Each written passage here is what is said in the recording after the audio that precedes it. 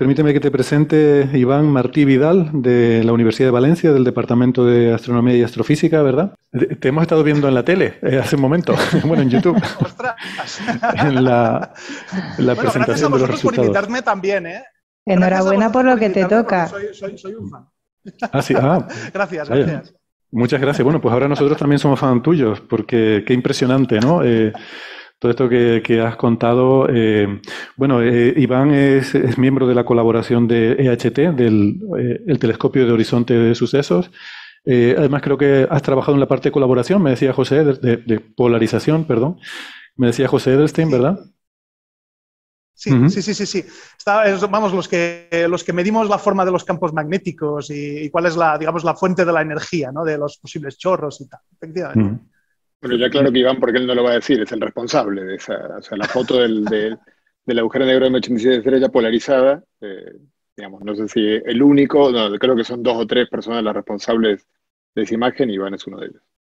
Sí, vamos, los que hemos coordinado todo el trabajo de la polarización, sí. Que costó lo suyo, madre mía. Me imagino. Pues genial. Yo además soy muy fan de la polarización y de los campos magnéticos, así que encantado de saludarte y gracias por estar, porque después vaya mañanita que llevarás. Me imagino que debe haber habido mucha tensión, muchas emociones. Oh, madre mía. Así que nada, que tengas ahora este rato para acompañarnos, pues Estoy agotado. claro. Eso me imagino Agotado, perfectamente. pero con mucho gusto de estar con vosotros, ¿eh? Sí, no, porque vuestras preguntas van a ser más interesantes seguramente. Bueno, no lo sé. La verdad es que no hemos leído el paper. Yo creo que quizás, no sé si Francis, quizás, pero igual emplazaremos a los oyentes para la Francis semana que solo viene. leyó 4. Francis solo leyó 4. Me quedé en el cuarto. Ya estoy pasando al quinto. Ya estoy empezado a leer el quinto. ¡Ostras! Ya llevas los 5. Sí. Mientras estoy escuchando el programa, o sea que no estoy prestando el 100% de atención a los papers, pero bueno. Nacho, eres un máquina, ¿eh? Tremendo. Pues, bueno, ¿qué nos puedes comentar? O sea, son 5 papers. ¿Cuál es la temática de estos 5 papers? ¿Cómo se ha distribuido? Bueno, en realidad son 10, imagínate, son 6 Wow. que, digamos, son los importantes, donde se muestra la imagen y se explica y tal. Y después hay otros 4 complementarios que también son bastante interesantes, ¿eh? Porque sí que es verdad que los artículos estos pues responden a algunas preguntas, ¿no? Algunas preguntas que teníamos, pues les dan respuesta, pues ya tenemos respuesta. Pero lo que suele pasar en ciencia también es que, claro, cuando respondes algo, pues aparecen nuevas preguntas, ¿no? Y eso es lo que nos ha pasado también aquí. Entonces hay algunas cosas que digamos que no encajan al 100%, ¿no? O que son un poco inquietantes, ¿no? Algunos días se han mencionado durante la rueda de prensa. La verdad es que me han sorprendido algunas preguntas porque la gente iba ahí, se notaba que se habían estudiado el tema. Y la verdad es que, bueno, pues es un poco apasionante también y yo creo que es un desafío, ¿no? Esas preguntas nuevas que han aparecido, cómo vamos a tratar de atacarlas en el futuro. Sí. Ujú. Sí, la verdad es que había algunas preguntas que eran un poco con mala leche, ¿eh? Estaban tiradas un poquito, ¿verdad? Yo veo alguna que... A mí la que más me fastidia es, bueno, me fastidia, ¿no? Es decirlo así, digamos, me inquieta, ¿no? Es la de la inclinación del eje de rotación, ¿no? El hecho de que en lugar de estar rotando, digamos, con el eje perpendicular al plano de la galaxia anfitriona, ¿no? De nuestra galaxia, pues esté inclinado nada menos que a 30 grados o un poco menos de 30 grados con respecto a la región de la galaxia donde estamos nosotros, ¿no? A nuestro cuadrante galáctico, pues es algo a mí que siempre me ha mosqueado, ¿no? Es decir, ostras, ¿y eso por qué? Claro, es verdad que tenemos otros estimados independientes, ¿no? Pero no deja de mosquearme, no deja de decir, ostras, ¿y por qué? ¿Por qué la inclinación es esa? ¿No? Y no es que los ejes de rotación sean perpendiculares en todas las galaxias con agujeros negros supermasivos que hemos visto, ¿no? Hay excepciones. Hay también chorros que precesan, ¿no? Como si fueran los aspersores de un jardín y tal. Pero, joder, me inquieta, ¿no? Esto de querer verlo todo perfecto, ¿no? Y el eje perpendicular y tal, y que no sea así, pues es un poco inquietante, sí, la verdad. Es una de las cosas que me inquietan.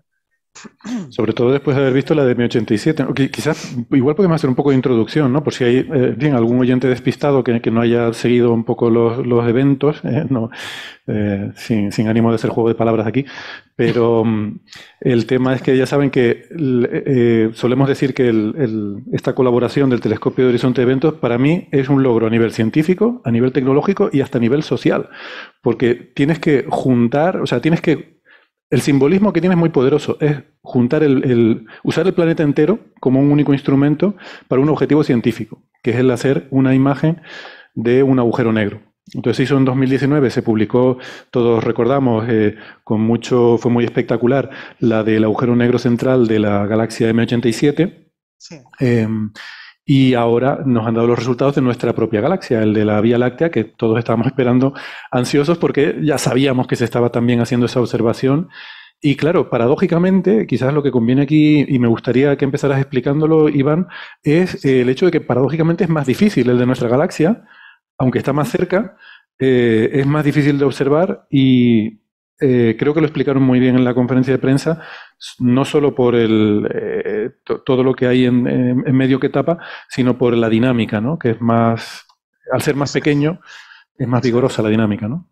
Claro, claro. Así, ahí entran en juego dos factores que nos han fastidiado, ¿no? Cada uno a su manera. Por una parte tienes que lo que es el tamaño del horizonte de sucesos es muy chiquitín. Entonces, digamos, la materia se mueve ahí prácticamente voy a decir, a la velocidad de la luz, ¿no? Entonces, claro, en M87 también ocurre eso, pero como es muchísimo más grande, pues digamos, en términos relativos, la imagen de M87 cambia muy lentamente comparado con la de Sagitario A. O sea, de Sagitario A el tiempo dinámico es de menos de 1 minuto. O sea, eso es brutal. O sea, te está cambiando la imagen. Entonces, claro, nosotros con nuestros interferómetros necesitamos, digamos, una condición, digamos, muy importante para poder obtener imágenes fiables es precisamente que la fuente se mantenga estable durante las horas que dura el experimento. Entonces, eso Sagitario A no lo cumple. Entonces, eso, digamos, nos ha obligado a desarrollar algoritmos nuevos. No voy a decir reinventar la interferometría, pero casi, ¿no? Porque hemos tenido que salvar esos problemas. Y por otra parte tenemos la de toda la, no voy a decir basura, ¿no? Pero todo el material que tienes, ¿no? Entre el centro galáctico y nosotros, claro, estamos en el disco galáctico, es decir, toda la material, toda la cantidad de plasma y de plasma turbulento que hay entre lo que es el agujero negro y la Tierra, pues está induciendo una variabilidad que ya no es intrínseca a la fuente, sino que es debida a la turbulencia, ¿no? a la estructura turbulenta de todo el medio interestelar que hay entre la fuente y nosotros, ¿no? Entonces, el estudiar eso y el tenerlo en cuenta desde un punto de vista estadístico riguroso, pues también ha sido tela marinera. O sea, ahí hemos tenido que desarrollar todo un modelado matemático con distribuciones de probabilidad, etcétera, para la pantalla turbulenta y poder tenerlo en cuenta, ¿no? de manera correcta. Ha sido, vamos, un desafío brutal, pero la gente que es, digamos, de esta colaboración, que es como el que nos gustan ahí los desafíos, ¿no? Y lo pasamos bien y disfrutamos, yo me lo he pasado en grande. O sea, trabajando estos datos con la gente de la colaboración ha sido una aventura tremenda, ¿verdad? Estoy contentísimo del resultado. Qué bueno, se te ve entusiasmado. Yo recuerdo, y ya me callo, ya dejo hablar a mis compañeros que tendrán muchas preguntas si quieres, pero recuerdo justo antes de entrar en directo que le comentaba yo a Sara, digo, no me imagino la pesadilla que tiene que haber sido estar trabajando con estos datos, ajustándolos 1000 veces de 1000 formas distintas, viendo si da lo que, haciendo estas simulaciones de Hound and Hairs, pongo algo y veo si recupero lo que he puesto y peleándose unos con otros, a mí me da, a mí no me da, tiene que haber sido terrible, ¿no? Los test ciegos también, ¿no? Decir, a ver qué os da esto. Sí, ha sido tremendo. Y la verdad, y cosas también, claro, sorpresas que hemos tenido, ¿no? Por ejemplo, nosotros nos esperábamos, se ha medio mencionado también durante la rueda de prensa, nosotros nos esperábamos que realmente el agujero negro fuera bastante, o sea, nuestros modelos predecían, ¿no? Que era un agujero negro, tenía que ser muy variable, tenía una variabilidad tremenda. En cambio, parece que al menos en los días en los que lo hemos observado estaba un poquito más tranquilito. Que digo un poquito, digo un factor 2-3. O sea, ha sido un agujero. Claro, es una de las otras cosas que encuentro un poco inquietantes, ¿no? El hecho de que el agujero negro real, el auténtico que estamos observando, no sea tan variable como el que predicen los modelos, ¿vale? Entonces, esa es una de las cosas que de hecho se discuten en los artículos, que nos tienen un poco, digamos, no preocupados, porque ya tenemos posibles explicaciones para eso, pero digamos que nos ha sorprendido, ¿no? Que los datos sean, digamos, más pacíficos que los modelos, ¿no? No quiero decir que la fuente no cambie en absoluto, pero que cambia mucho menos. Sí. Esto es como cuando los niños llevan un rato sin molestar, que tú dices, esto es inquietante, aquí pasa algo. Algo estará pasando. Algo están tramando. Exacto. ¿Dónde están? Efectivamente. Y de hecho podría decir que algo tramaba, porque después fijaos que el día 11 de abril, y esa es otra cosa muy interesante, tuvimos la suerte, ¿vale?, de que justo cuando empezábamos a observar se había producido un brote de rayos X en Sagitario A. O sea, de todos los días que habíamos estado observando, justo ese, el último, hubo un brote de rayos X y empezaron a pasar cosas muy raras en los datos. De hecho, tan raras que de momento esos datos no los hemos publicado. Estamos todavía tratando de entenderlos. Porque cuando tú tienes un brote de rayos X, una posible explicación es que ha habido ahí un fenómeno de reconexión magnética en el disco de crecimiento y tal, que ha producido pues un sobrecalentamiento, ¿no?, en una región del disco, y eso tú lo ves como un punto brillante que está dándole vueltas al agujero negro, ¿no? Entonces, fíjate, ese punto es como un escáner que está escaneando la curvatura espacial, ¿no?, alrededor del agujero negro. Es una caña eso. Lo que pasa es que, claro, es tan variable de forma tan rápida que en ese día precisamente sí que podemos decir que es demasiado variable. O sea, tan variable que de momento todavía no podemos, digamos, agarrar los datos y entenderlos bien. Estamos todavía tratando de entender y tratando de pensar qué podemos hacer con ellos. Pero son súper interesantes, porque claro, es justo después de ese brote de rayos X. Fue una cosa tremenda. Es que, bueno, la última ahora sí. ¿Y tan cerca del horizonte del agujero negro se experimentaría algún tipo de redshift relativista, de que esos rayos X a lo mejor originariamente eran de más alta energía y han perdido energía por un redshift relativista? Sí, claro. Tú tendrías efecto de redshift relativista. Lo que pasa es que la emisión que nosotros vemos es una emisión en el continuo, es decir, una emisión de espectro ancho, lo que decimos, ¿no? Entonces, aunque haya un corrimiento al rojo, tú siempre vas a ver emisión, porque la parte azul que está llegando a tu zona del espectro siempre está ahí. O sea, tienes un espectro muy ancho. Entonces, tú corres espectralmente algo que ya de por sí tiene una anchura muy grande, ¿no? Entonces, digamos, el redshift tú no llegas a verlo, ¿no? Si tuvieras un espectro muy acusado, no sé cómo decirlo en castellano, un índice espectral muy grande, entonces sí que podrías llegar a hacer deducciones sobre el corrimiento al rojo gravitatorio, ¿no?, mientras está el bicho ese orbitando. Pero claro, es un espectro casi plano el que tenemos ahí, o sea, es muy difícil inferir información sobre el redshift gravitatorio. La información que sí que podemos obtener, que la obtuvimos en M87, es la amplificación Doppler, ¿no?, que es otro efecto relativista, ¿no? Debido a las velocidades tan grandes que tiene el material en esas regiones tan cercanas a la fotonosfera, que eso va prácticamente a la velocidad de la luz. Entonces, cuando va hacia la Tierra, ¿no?, el trocito de disco que se dirige hacia la Tierra, pues lo vemos mucho más brillante que el otro, ¿no? Eso sí que es otro efecto relativista, que no es el corrimiento al rojo, pero bueno, también lo es relativista, y que sí, ese sí que lo vemos bien, porque no se trata de color, se trata ya de brillo, ¿no? Entonces eso sí que lo podemos ver mejor. Claro. Pero justo respecto de eso, Iván, disculpa, que lo que más llamó la atención de primera a golpe de vista de la imagen era la aparente aparición de 3 regiones más brillantes. Ya estamos con las preguntitas complicadas. Sí, no sé si puedes comentar algo más sobre, bueno, o sea, en la rueda de prensa algo se preguntó eso y se contestó, pero bueno, no sé si tú puedes comentar algo. Sí, bueno, la cuestión es que, claro, el tiempo dinámico que hay ahí es cortísimo, ¿vale? O sea, en M87 lo hemos pillado con un comportamiento así muy suave y tal, ¿no? Entonces, no había un episodio de sobreemisión grande, o sea, lo que veíamos era en el estado que llamamos en nuestra jerga madre mía, no me sale. Tranquilo. Tranquilo. ¿Cómo se dice en castellano eso? Tranquilo. ¿Cómo? No. ¿Perdona? Tranquilidad. Sí. Tranquilidad, sí, en su estado tranquilo, ¿no? Estaba en su estado tranquilo. Aquí en Sagitario está cambiando cada pocos minutos, tienes un montón de turbulencias, que esa es la clave, ¿no? Hay un montón de turbulencias en el disco.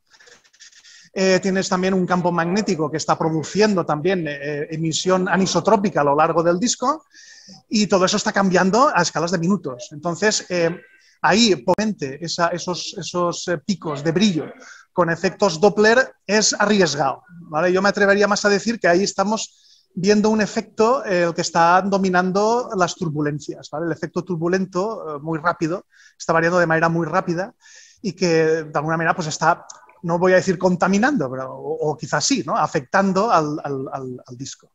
Entonces, la idea es, claro, cuando tengamos más observaciones durante tiempos más largos y lo que es clave aquí, con más telescopios que nos permitan tener más fidelidad a tiempos cortos, es decir, poder hacer imágenes con tiempos más cortos y poder captar cómo se está moviendo el material en esos alrededores, entonces ya podremos saber con más seguridad cómo interpretar esos hotspots, ¿no?, esos puntos brillantes.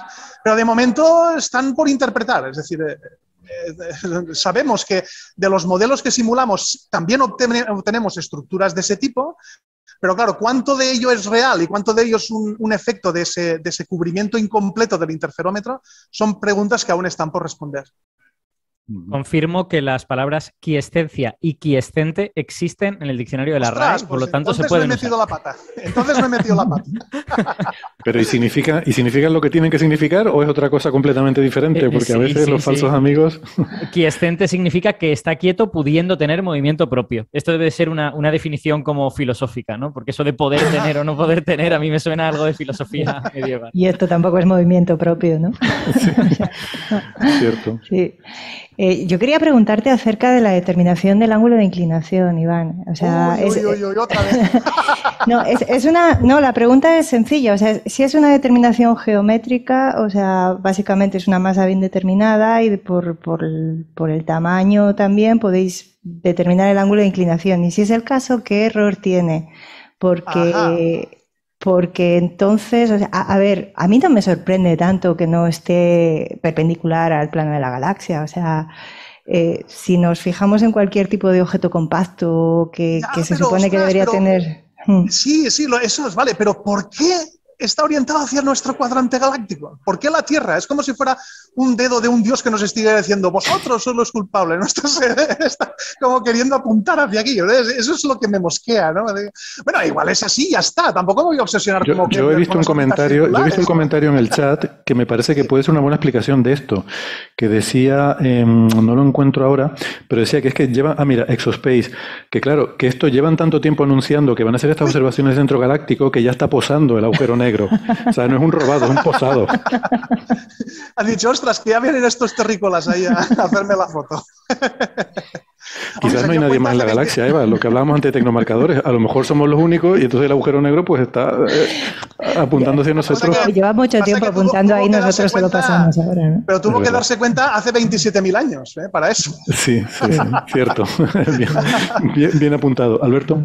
Yo tengo una pregunta relacionada con lo que ha dicho Eva.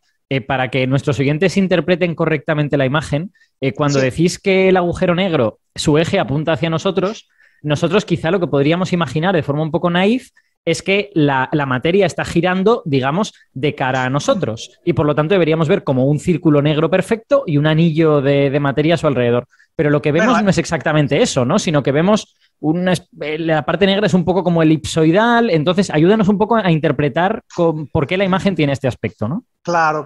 Mira, a ver, primero, exactamente hacia nosotros no está señalando, ¿eh? O sea, tiene una inclinación, digamos, pone entre 20 y 30 grados, ¿no? Que es donde, digamos, ajustamos el rango, ¿no? De posibles inclinaciones. ¿Por qué hemos acotado esas inclinaciones? Pues porque los modelos que teníamos con inclinaciones mucho mayores, es decir, digamos, más cercanas al eje perpendicular de la galaxia, generaban contrastes muy grandes entre la parte sur y la parte norte. ¿Vale? Aunque tengamos turbulencias ahí que estén introduciendo variabilidad temporal, tendían a ser mucho más brillantes en un lado que en el otro. ¿Vale? Entonces, eso no lo vemos y eso, digamos, ha ayudado al modelo a acotar esa inclinación.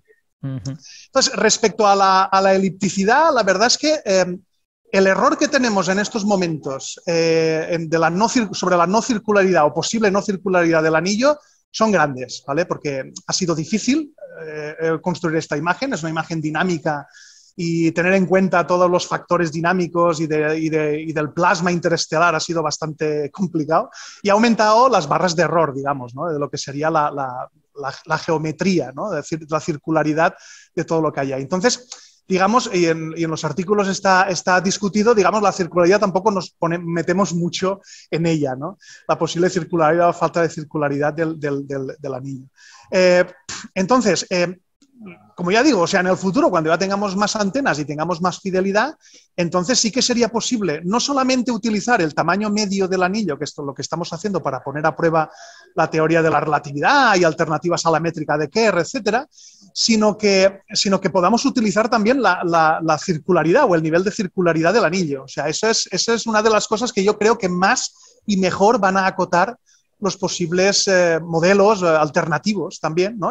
Acotar, ¿no? Constreñir y eliminar posibles alternativas a la relatividad general o métricas que estando dentro de la relatividad general sean alternativas a la de Kerr, ¿no? Entonces, Pero de momento lo que tenemos es lo que tenemos y de momento, aunque parezca mentira, solamente con el tamaño medio del anillo ya podemos descartar un montón de alternativas a la métrica de Kerr. Qué bien. Y tiene que corresponder la inclinación del disco de acreción con la de la rotación del agujero negro. En principio podrían estar desacoplados. Ahí le has dado. ¡Wow! Sí, por eso es por lo que me sorprende, por objetos compactos, ¿no? Claro, o sea, tú lo que puedes tener ahí también es lo que llamamos un tilted disk, ¿vale? Un disco que no tiene por qué ser perfectamente perpendicular al eje de rotación. De hecho, este agujero negro es un agujero negro que acreta muy poquito, ¿no? Y los discos de acrecimiento, estos con un acrecimiento tan pobre, suelen ser lo que llamamos discos dominados por advección o ineficientes radiativos, ¿no? O radiativamente ineficientes. Son términos así muy palabras de estos raros que básicamente nos dicen que tienen una geometría muy gorda. Son como donuts, no son como LPs, ¿no? O como CDs, sino que son más bien como donuts. Entonces sí que podría ocurrir que, por ejemplo, un hotspot que aparezca ahí, ¿no? Por una reconexión magnética en el disco y que esté orbitando, pues claro, como el disco es tan gordo, te da la opción de que puedas tener una inclinación bastante alejada del ecuador, ¿no? Para esa parte del disco que está sobreiluminada, ¿no? Y que está ahí dándole vueltas. Entonces sí que podría ocurrir eso. Nosotros hemos tratado de incorporar tilted disks y la geometría gorda del disco se tiene en cuenta en todos los modelos que estamos usando también. Lo que básicamente podemos concluir es que aunque el disco es gordo, o sea, estadísticamente hablando, cuando tú tienes muchas horas de observación y muchas noches, no te van a llegar hotspots ni te van a llegar, digamos, sobreemisiones de un área concreta del disco, sino que van a estar distribuidas a lo largo y ancho de todo el disco, ¿no? Entonces vas a cubrir todas esas latitudes, ¿no? Entonces al final puedes inferir la inclinación a partir de lo que sería el contraste, ¿no? De brillo a lo largo del anillo, ¿no? Entonces, estadísticamente hablando, tendrían que pasar todos esos hotspots, digamos, de mediana por el plano ecuatorial. Sí que es verdad que el propio disco, el propio donut podría estar torcido, ¿vale? Podría haber un tilted disk, ¿vale? Y tener el propio donut torcido.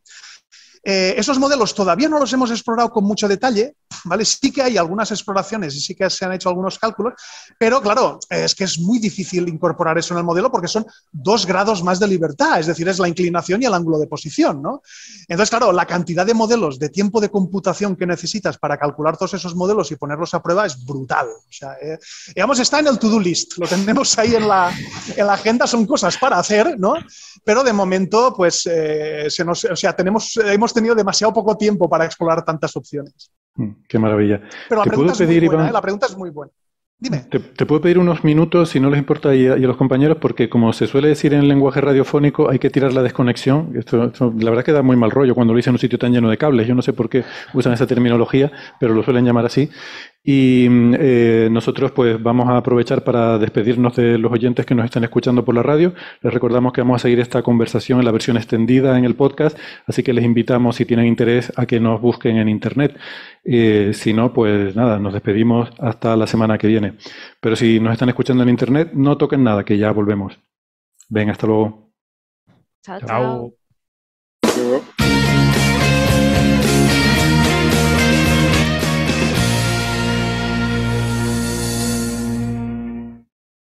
Vale, chicos, ¿les parece si seguimos? Normalmente aquí hacemos una pausita, pero aprovechando que está Iván para no robar demasiado tiempo, y luego podemos hacer la pausita más adelante. Seguimos, sí. Sí, casi que sí, porque después tengo otra. Así que... Vale, pues venga, ya terminamos. Dejamos que termine la ronda de preguntas y ya te soltamos, venga. Muy bien, gracias por seguirnos acompañando. Estábamos disfrutando de la compañía de Iván Martí, miembro de la colaboración del EHT, que nos estaba hablando un poco de los detalles, ¿no? de este anuncio que han hecho hoy. En fin, estábamos siguiendo con las preguntas que, si quieren. No sé si, Sara, tú querías preguntar algo, me pareció que justo antes de la desconexión. Sí, porque claro, estamos hablando de muchísimos datos, una potencia de cálculo que han debido necesitar que es brutal. Esta vez ha sido como la anterior vez de tener que transportar físicamente los discos duros. ¿De cuántos datos, de qué volumen estamos hablando? Ostras, estamos hablando... Impresionantes. Estamos hablando de un montón de terabytes, de un montón. Wow. O sea, creo que el orden de magnitud es de miles. Tendría que chequearlo, pero creo que son de miles. Fijaos que los discos duros además están en sitios en Casa Cristo, podríamos decir, ¿no? Porque tienen que ser observatorios que están a una gran altitud, ¿no? Yo creo que lo más exótico es el telescopio del Polo Sur, ¿no? ¿Cómo te llevan los discos de ahí? ¿En trineo?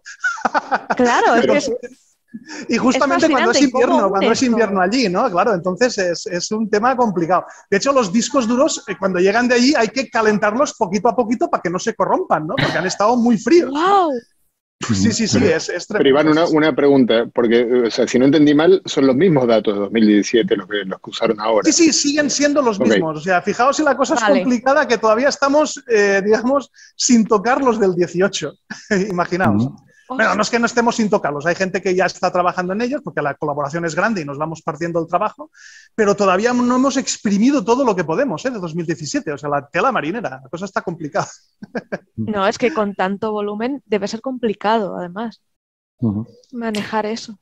Eva. Sí, mi pregunta iba por ahí, ¿no? O sea, los próximos datos que vais a analizar probablemente os ayuden con las incertidumbres. ¿Y cuáles son las que pensáis que vais a mejorar con los datos del 2018?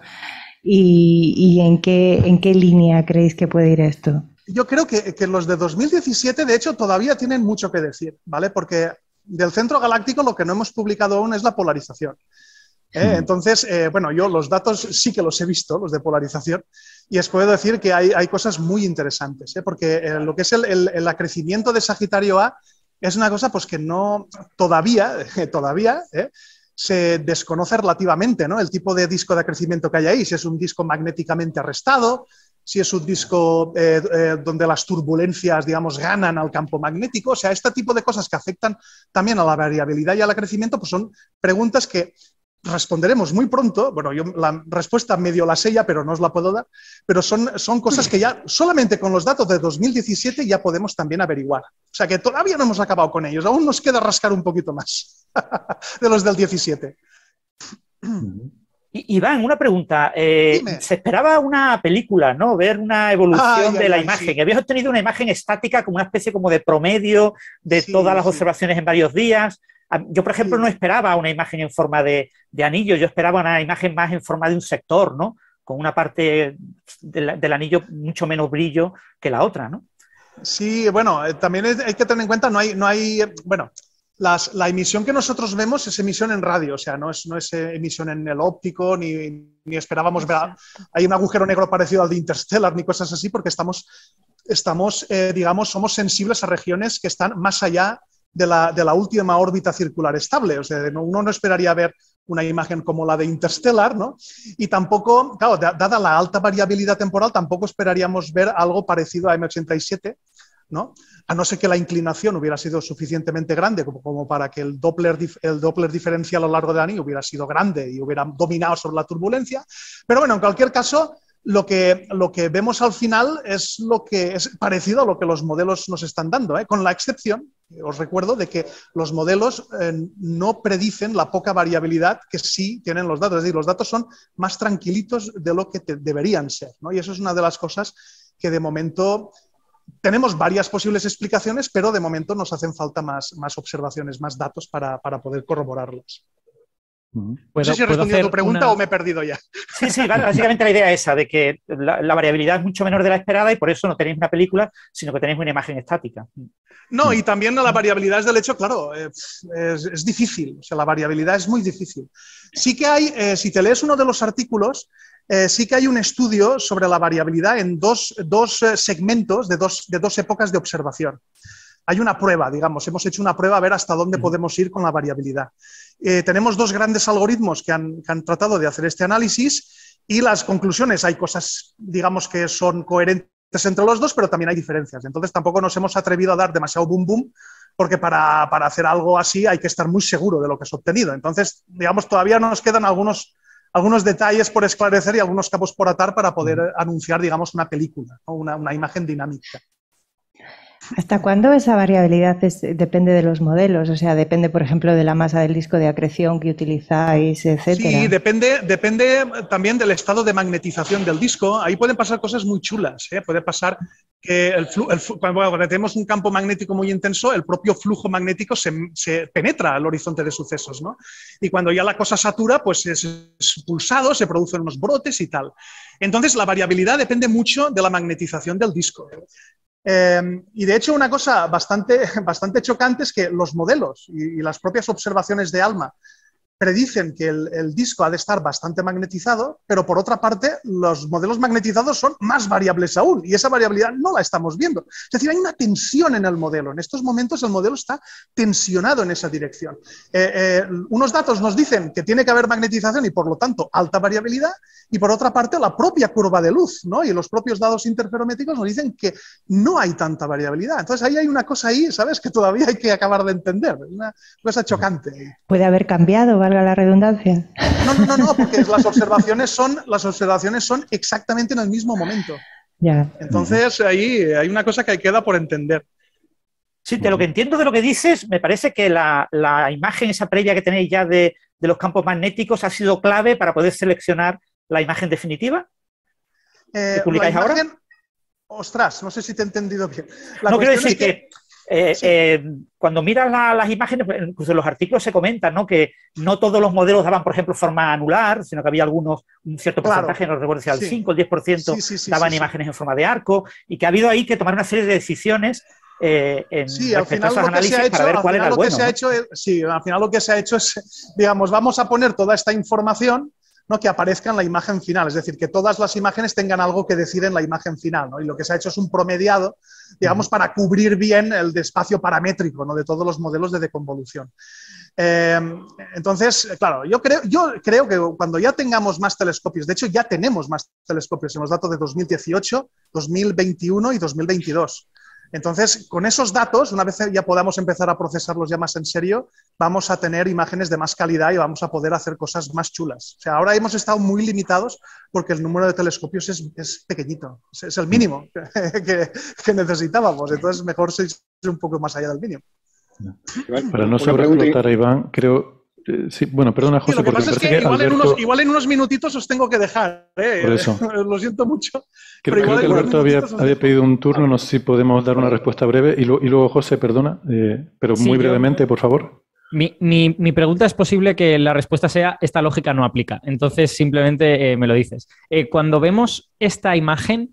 ¿ideas como el tiempo de exposición aplican a esta imagen? O sea, ¿debemos pensar que aquí habéis estado, yo qué sé, 20 horas tomando datos y que lo que vemos es una especie como de blur de esas 20 horas? No exactamente, porque... No exactamente, porque la Tierra está rotando. Es decir, los puntos en los que tú estás escaneando la estructura de la fuente son diferentes, o la transformada de Fourier de la fuente son diferentes. O sea, nosotros lo vendemos de cara a la prensa como tiempo de exposición, pero no es así, es más complicado.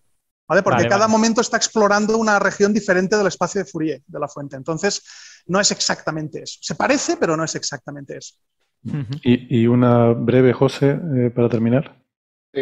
Digamos, una pregunta ingenua. O sea, yo no sé cuánto tiempo, una vez que ya tenéis todos los programas, porque obviamente lo primero, para las primeras imágenes, habéis necesitado pues, hacer un trabajo enorme, digamos, a la hora de ver exactamente cómo trabajar los datos. Pero ahora ya lo tenéis eso. Entonces...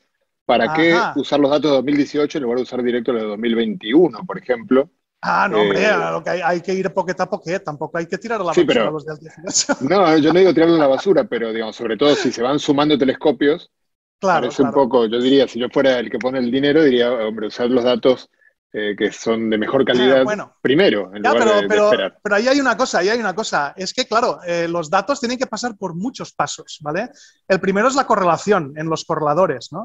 Y eso ya lleva meses, ¿no? Hay que refinar el modelo de movimiento de la Tierra, que si la deriva continental, que si las mareas, que si la orientación terrestre, el UT1 menos UTC que decimos.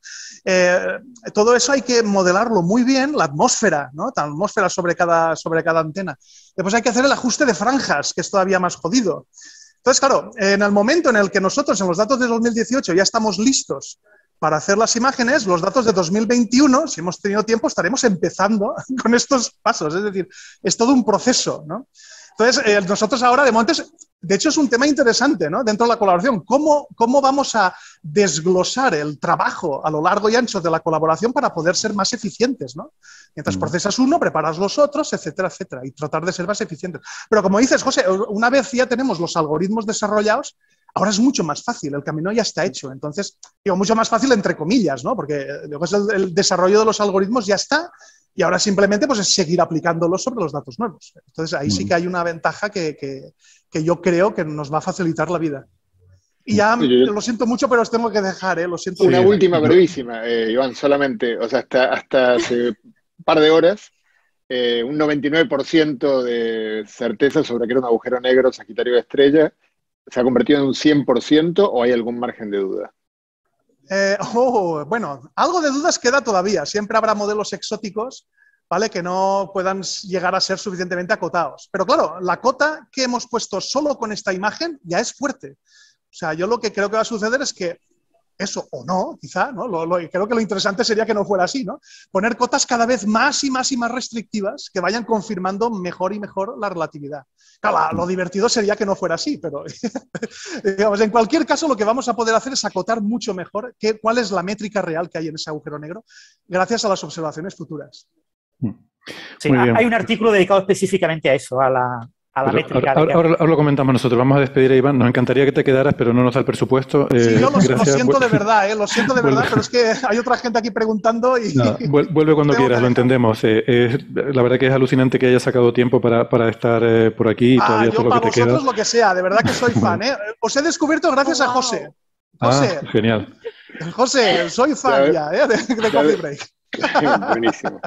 Muchísimas gracias. Bueno, José nos ha hablado también de tu curso en Amautas. Les recomendamos, si quieren escuchar más a Iván Martí hablando sobre agujeros negros, en amautas.com tiene un curso que no hay que perderse. Gracias, Iván. Hasta la próxima. Venga, gracias a vosotros. Un abrazo. Y enhorabuena por el trabajo. Eso es. Por más alegrías así. Podemos poner un aplauso o algo así. Es totalmente real y natural. Yo me atrevo a conjeturar que el curso de Iván no debe tener igual en ninguna lengua que se hable en este planeta, no sé en otros, pero en este, o sea, realmente es un curso de una calidad increíble y además de un tema del cual no creo que haya otro curso disponible en otro lado, digamos. ¿No habéis dicho el tema? ¿De qué tema es, José? No, justamente la idea es un curso sobre la foto de M87 Estrella. Ah, vale, perfecto. Completa. Entonces es un específico, completamente. O sea, de hecho pasa relativamente rápido por la relatividad general, o sea, solo usa lo que necesita, pero luego va directo al curso, por qué la foto es más brillante de un lado que del otro, cómo veo el ángulo de inclinación, las distintas regiones de la estructura de un agujero negro rotante. Bueno, es maravilloso realmente. Muy, muy yo la pregunta que me quedé con ganas de hacerle, ¿y la polarización para cuándo? También. Lo que ha comentado está próxima, o sea, en meses, supongo. Yo me quedé con ganas de saber si los clasificadores que han empleado para Sagitario Estrella han sido los mismos reutilizados de M87 o si al ser cuerpos tan distintos han tenido que establecer modelos diferentes y si estos clasificadores con un conjunto más completo va a haber que modificar. Sí, en los papers comentan que han tenido que hacer una barbaridad, del orden de millones de simulaciones de Sagitario a Estrella, probablemente porque necesitaban esa información adicional mucho más allá de lo de M87 Estrella. Es que esto es muy difícil, o sea, aquellos que observamos de noche, o sea, el centro galáctico es un absoluto infierno, o sea, está lleno de cosas. Y obtener esta imagen con esta calidad, o sea, yo entraba antes diciendo, es que estoy emocionada. Esto es una excepción que hemos hecho, ¿no? El estar comentando un tema que se ha desvelado a media hora antes de empezar a grabar, no solemos hacerlo, porque estamos aquí hablando un poco, salvo Francis que ha leído algo los papers, sí, por lo demás hemos estado hablando por una conferencia de prensa y un poco indocumentados, ¿no? Supongo que a lo mejor muchas de estas preguntas que tenemos, si ahora estos días queremos echar un vistazo, hombre, 10 papers, la verdad que para la semana que viene yo no lo veo, pero echar un vistacito a alguno a lo mejor nos resuelve algunas de las dudas que tenemos, ¿no? Yo tengo muchas que me quedé con ganas de preguntar, pero ya me da la impresión de que quizás, por ejemplo, LIGO tenía una portavoz cuando se hizo el anuncio, ¿no? Gabriela González se llamaba, José, ¿no? Sí. Una colega argentina. que se veía que tenía experiencia en estas cosas, ¿no? Quizás las colaboraciones deberían, más que traer a los científicos, claro, también es una forma de que el responsable, ¿no? La persona que se ha comido el trabajo, pues tenga también su momento de gloria, ¿no? Yo creo que es importante visibilizar el trabajo, o sea, porque luego si no, o sea, parece que el trabajo sí, no lo han hecho otros, ¿no? O sea, y no, la gente que se deja las cejas haciendo el trabajo tiene que tener cierta visibilidad, ¿no? Es importante. Hay gente que tiene una gran capacidad para comunicar, Gabriela lo tiene, e Iván es espectacular. O sea, de hecho, hoy, si lo habéis visto en la conferencia de prensa, cuando habló Iván, fue tan hipnótico. Se comió la conferencia, literalmente. Claro, el que hablaba después de él, se quedó absorto y le tuvo que decir, oye, que te toca a ti. O sea. Sí, te quedas escuchándolo, ¿no?